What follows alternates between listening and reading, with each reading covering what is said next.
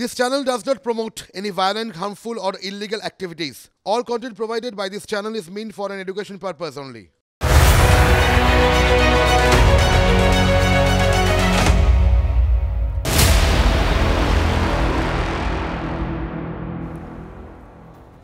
ফিরে এলাম ব্রেকের পর।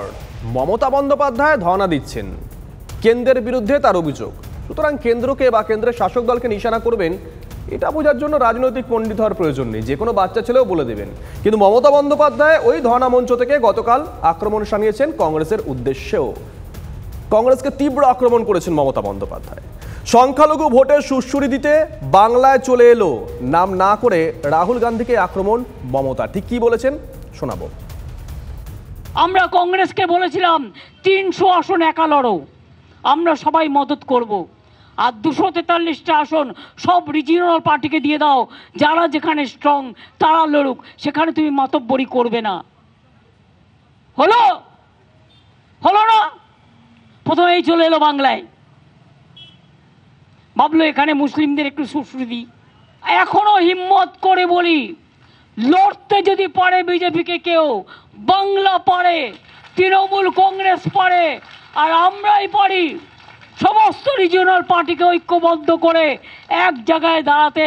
কংগ্রেস তুমি তো একা পারবে না, তুমি 40টা সিট পাবে কিনা আমরা জানি না, রিজেক্টেড।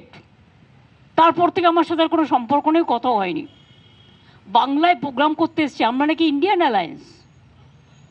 একবার তো ইনফরমেশনটা দেবে, অমুক দিন থেকে প্রোগ্রাম করতে যাচ্ছি বাংলায় এই রুট দিয়ে, আর তো কিছু চাই না। আমাকে কেউ তো বলেনি, আমি অ্যাডমিনিস্ট্রেশনের থ্রুতে শুনেছি। তুমি বাংলা না বেছে ইউপি গেলে না কেন? বুকের পাটা থাকতো দেখতাম ইউপিতে এলাহাবাদে গিয়ে বিজেপিকে হারিয়ে এসো, বেনারসে গিয়ে হারিয়ে এসো, রাজস্থানে গিয়ে হারিয়ে এসো, জেতা জায়গা হেরেছো, মধ্যপ্রদেশে গিয়ে হারিয়ে এসো। আচ্ছা, প্রশ্ন উঠতেই পারে, এই মঞ্চটা কি কংগ্রেসকে আক্রমণ করার মঞ্চ? রাজনীতি নিয়ে যারা চর্চা করেন তারা বলছেন কংগ্রেসকে আক্রমণ করার হয়তো সঠিক সময়। মল্লিকার্জুন খাড়গে যতই নেতৃত্ব দিন না কেন, এক বাক্যে অনেকেই স্বীকার করবেন এখনো কংগ্রেসটা পরিচালিত হয় গান্ধী পরিবারের দ্বারা, রাহুল গান্ধীর দ্বারা। সেই রাহুল গান্ধী যখন রাজ্যে রয়েছেন তখন মমতা বন্দ্যোপাধ্যায় এই আক্রমণটা শানিয়েছেন। মমতা বন্দ্যোপাধ্যায় রাহুল গান্ধীকে কংগ্রেসকে আক্রমণ করছেন। প্রদেশ কংগ্রেস থোড়াই চুপ করে থাকতে পারে। অধীর চৌধুরী তিনি কি দিয়েছেন শোনাই। কত বড় ধরিবাজ একটা রাজনৈতিক মহিলা। বিজেপি বলে কংগ্রেস শেষ, কটা আসন পাবে গুনতে হবে, কংগ্রেসে কিছু নাই। বিজেপির সুরে সুর মিলিয়ে দিদি বলছে 40টা আসন পাই কিনা তাই ঠিক নাই। মোদি এবং বিজেপি বলে কংগ্রেস মুসলমানদের তুষ্টিকরণের রাজনীতি করে। ঠিক একই অভিযোগ করছে মমতা ব্যানার্জি, মুসলমানদের সুশ্রী দিতে এসছে। মোদির সঙ্গে দিদির কি শর্তে আঁতাত হয়েছে আমরা জানতে চাই। মোদির রাজনৈতিক ব্যাকরণ, দিদির রাজনৈতিক ব্যাকরণ এক হয়ে গেল কেন? নওশাদ সিদ্দিকী তিনি কি বলেছেন শোনাবো। মমতা ব্যানার্জি কি বাবা কালীর সম্পত্তি নাকি মুসলিম ভোটটা? মুসলিম ভোট কি জন্মসূত্রে পেয়েছে নাকি যে তার ভোট কাটতে হবে, না ভোট হবে না? মানুষ ভোট দেবে উন্নয়নের নিরিখে, প্রমিসের নিরিখে। ডবল চাকরি দেওয়ার কথা বলেছিল, আজকে উনি ধর্নায় বসছেন। আর এখানে যারা টেটে বসে আছে, তারা প্রাইমারি টেট পাস করে বসে আছে, তাদের কোনো এখন নিয়োগের কোনো এই হচ্ছে না। বাংলার মানুষ বুঝতে পেরেছে কি হিন্দু কি মুসলমান কি নির্বিশেষে মমতা ব্যানার্জির বিপক্ষে ভোটটা যাবে। আলোচনায় যাব, অর্ককে দিয়ে শুরু করি। অর্ক, একটা নির্দিষ্ট সম্প্রদায়কে নিয়ে এভাবে মন্তব্য করা যায়? দেখুন, মানে কংগ্রেসের সঙ্গে পশ্চিমবঙ্গে কি জোট হবে না হবে, কংগ্রেসের প্রতিনিধি আছেন, মানে সেটা জোটের প্রশ্ন নয় অর্ক। না, জোটের প্রশ্ন তো বটেই। আমি যে প্রশ্নটা করলাম, মমতা সম্প্রদায়কে নিয়ে এইভাবে মন্তব্য করা যায়, সেই বক্তব্যটা পশ্চিমবঙ্গে তো কোনো ধর্মের নিরিখে ভোট হয় না, এই প্রশ্ন করাটা তো অনর্থক। মুখ্যমন্ত্রীকে বলুন,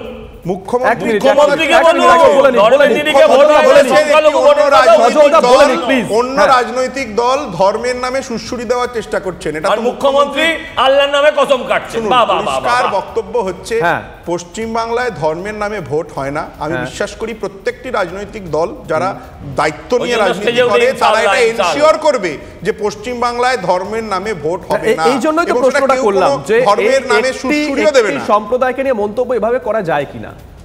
উনি চোখে যেটা দেখেছেন, যেটা পরিষ্কার লোকে দেখতে পাচ্ছে, কংগ্রেসের যাত্রাটা কোথা দিয়ে যাচ্ছে। কংগ্রেস কি বলছে? তাদের তো টার্গেটটা একটা পার্টিকুলার কমিউনিটি। এটা তো ঠিক যে চেষ্টা হয় ধর্মের নামে একত্রীকরণ করা ভোটকে, কেননা ওই কি জানি দুধেলো গরুর সঙ্গে বর্ণনা করেন কোনো এক সংখ্যালঘু ভোটারদের, তাহলে এতে বোঝা যায়। এবং মাথায় ফেজ টুপি, তারপরে ওই যা যা পরে আর কি হিজাব ফিজাব পরে এই ছবি সারা বাংলায় টাঙানো হয়েছে। ধর্মের নামে আমি ওর সাথে একমত যে ধর্মের নামে ভোট এক করা যায় না। সেই কারণেই তো ভারতবর্ষে 37% মাত্র ভোট পেয়েছিলেন মোদিজি, এর বেশি বাড়াতে পারেননি এত ধর্ম করেও। ঠিক এখানেও তাই হচ্ছে, আস্তে আস্তে মুসলমানরাও বুঝছেন,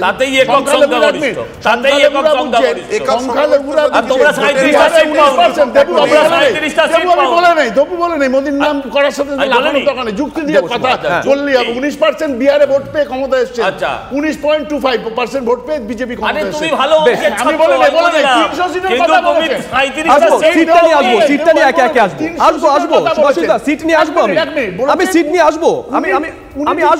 প্লিজ একটু সহযোগিতা করুন সজলদার কাছে। সজলদা, যেটা অজিত চৌধুরী বললেন বা সুভাষিস দাও যেটা বললেন, যে আপনাদের এবং তৃণমূল কংগ্রেসের রাজনৈতিক ব্যাকরণ একই।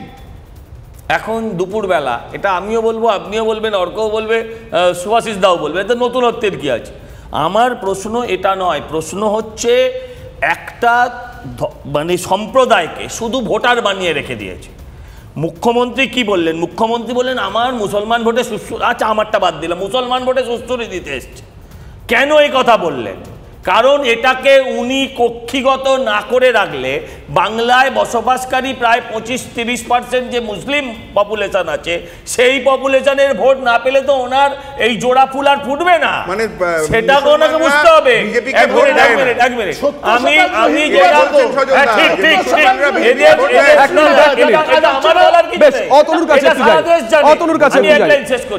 আমার যেটা বলার বক্তব্য হচ্ছে, এই যে এতক্ষণ তাতাদা এত মমতাদির বিরুদ্ধে বলছে বা অজিত চৌধুরী বলছে, এটা তো নব কংগ্রেস বা বাংলা কংগ্রেসের ভার্সান।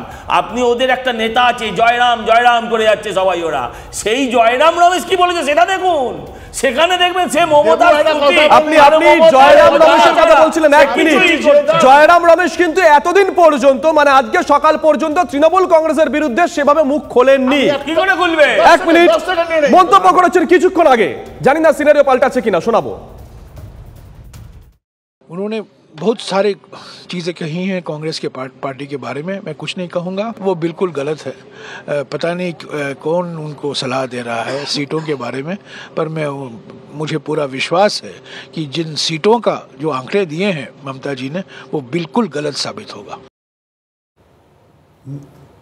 না সুভাষিস দা, বোধ হয় এই সিটের খোঁজটা না দিলে জয়রাম রমেশ এতটা আক্রমণাত্মক হতেন না। আমি শুধু একটা কথা বলে নেই, সেটা হলো যে ন্যায় যাত্রা করার সময় আমরা দেখেছি বিভিন্ন জায়গায় বাধাপ্রাপ্ত হয়েছে বাংলায়, যেটা হওয়া উচিত না। ইন্ডিয়া জোটের যদি সত্যি সত্যি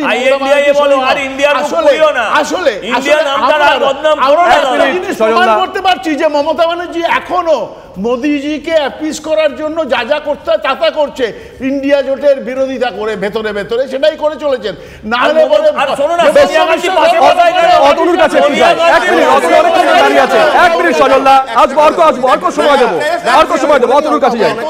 এই ধরনের মন্তব্য, এই ধরনের মন্তব্য, এটা কি এক মিনিট প্লিজ, এই ধরনের মন্তব্য এগুলো কি মেরুকরণ রাজনীতির জন্ম দেয়? ধরুন শুনুন, এই ধরনের মন্তব্য মমতা বন্দ্যোপাধ্যায় করবেন না, করলেই বরং বোঝা যেত না যে ভোট আসছে। আমি আপনাদের প্রতিবেদনটা দেখলাম, এই যেটা আপনারা এখানে দেখালেন, মমতা বন্দ্যোপাধ্যায় বলছেন আমরাই পারি রাজ্যে বিজেপিকে আটকাতে। পাশে বসে আছে প্রাক্তন বিজেপি নেতা শত্রুঘ্ন সিনহা, এইভাবে হচ্ছে উনি বিজেপিকে আটকাবেন। আসলে আসলে খুব পরিষ্কার কথা, বিজেপির সঙ্গে দপ্তরবিহীন মন্ত্রিত্ব নিয়ে যারা হচ্ছে দপ্তরবিহীন মন্ত্রিত্ব নিয়ে যারা সরকারে থেকেছে, তারা এই ধরনের কথা না বললেই বরং অবাক হতাম আমরা। সজলদা, মানে আমি বলছি মমতা ব্যানার্জির দপ্তরহীন মন্ত্রী নেওয়াটা নতুন কিছু নয়। আপনি ভালো করে খোঁজ নিয়ে দেখুন, কংগ্রেসের সরকারে উনি দপ্তরবিহীন মন্ত্রী ছিলেন। আর ওই যে বলতেন দরকার হলে বিজেপিকে ফ্রন্ট লাইনে লড়বো, 90 এর দশকে সব খবরের কাগজে বড় বড় করে ছিল মন্ত্রিত্ব ছিলেন, জোট করে বিজেপির সাথে লড়েছিল মমতা বন্দ্যোপাধ্যায়। এখনো বলি ভাই, সিপিএম তোমরা এখনো ভাবো তোমরা আদৌ কংগ্রেসের সঙ্গে জোটটা করবে কিনা, কারণ ওরা ওদের দিল্লির নেতৃত্ব সে কিন্তু এখনো অপেক্ষা করে আছে। মমতা ব্যানার্জি গ্রিন সিগন্যাল দিলেও কিন্তু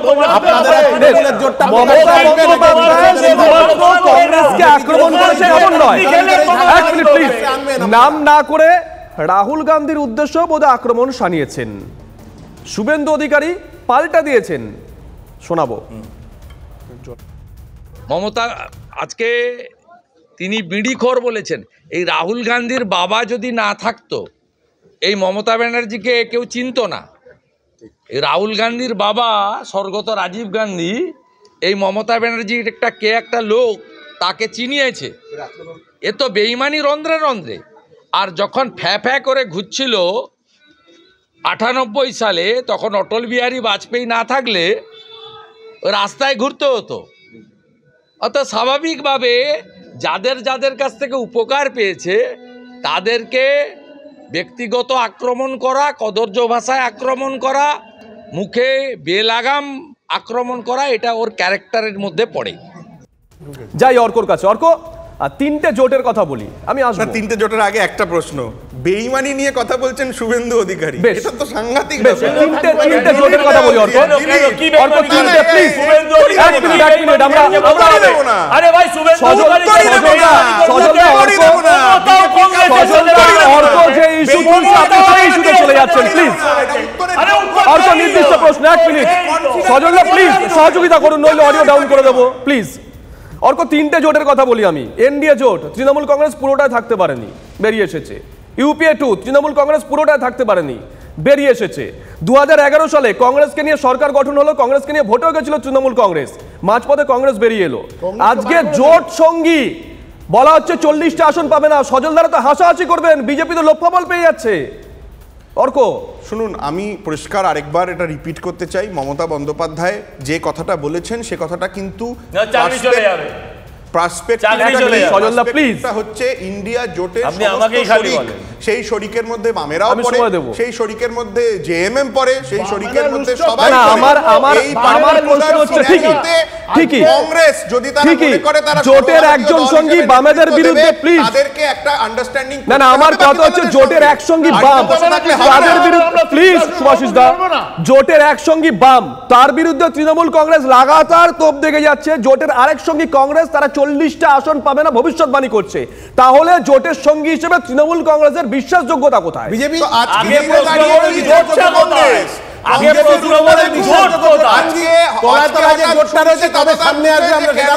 তৃণমূল কংগ্রেস সমর্থন করছেন না যাত্রাকে, কেন তৃণমূল কংগ্রেসের থেকে সমর্থন নেই না এই যাত্রায়? কিন্তু কাল পর্যন্ত এই বাংলা কংগ্রেসের নেতারা কনস্ট্যান্ট মমতা বন্দ্যোপাধ্যায়কে যে ভাষায় আক্রমণ করে এসছেন, তাতে তারা জোট ধর্ম পালন করেছেন কি?